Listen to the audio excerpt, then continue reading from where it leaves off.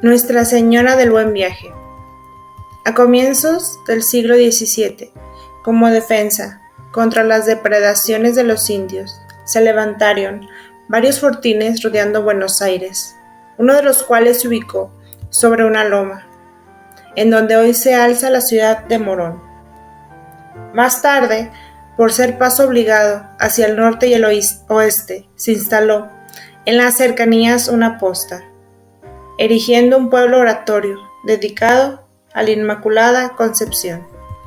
Ahí se postraban a orar los viajeros al marchar hacia por entonces inhóspitas regiones, y en actitud de agradecimiento al regresar de ellas.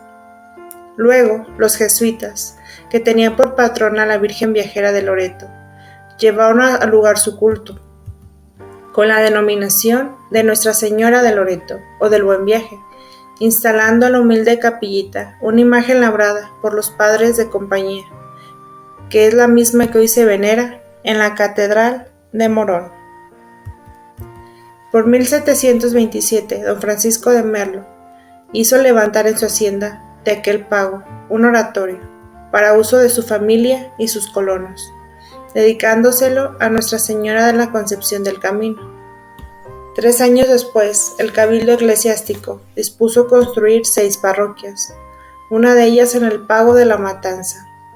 Merlo fue llamado por el gobernador de Zabala, quien le pidió el oratorio para tal fin, pero como don Francisco pensaba donarlo a la Orden de la Merced, lo prestó por unos años.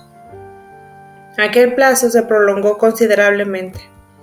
Recién, en 1776, fue inaugurada la nueva iglesia, en el mismo lugar que ocupaba el fortín y en la que se entonizó la antigua imagen de Nuestra Señora del Buen Viaje. Con el tiempo, por el camino real, el tránsito había ido intensificándose y paralelamente la población del lugar registraba constante aumento. En 1812, de paso, para hacerse cargo del ejército del norte, Belgrano se detuvo a orar. E igualmente, en 1824, postrado ante la Santa Imagen, en un alto del camino hacia Chile, oró Juan Mastay Ferretti, quien llegaría a ser el Papa Pío IX.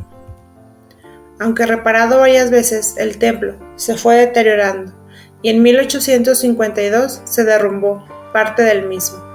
Por gracia de Dios, la imagen quedó intacta. Ese año se había hecho cargo del curado el padre Francisco Romero, quien se abarcó la tarea de erigir otro templo.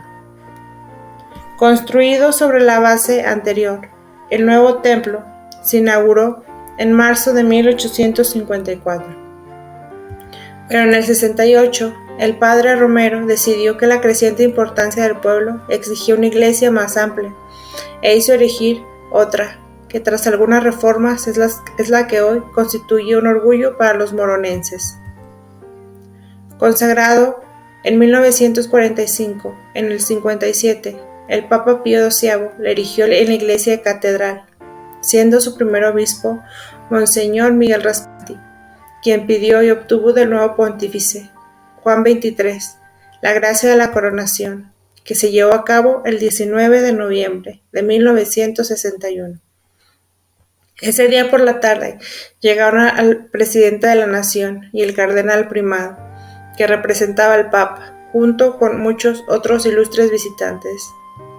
A la hora fijada, el obispo diocesano salió del templo, portando la magnífica corona, seguido del cardenal.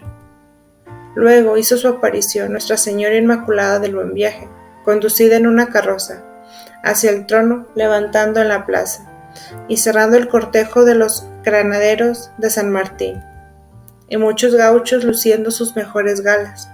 Y en el estrado, y leídas las bulas pontificias, el cardenal procedió a la coronación. En tanto el obispo hacia la ofrenda. Así como eres coronada en tierra por nuestras manos, merezcamos ser coronados en el cielo, de gloria y honor por nuestro Señor. Hoy, luciendo sus atributos de reina, nuestra amadísima patrona sigue derramando sus dones sobre nosotros, como lo hicieran de antaño, desde el humilde oratorio de la antigua posta. Santísima Señora del Buen Viaje, ruega por nosotros.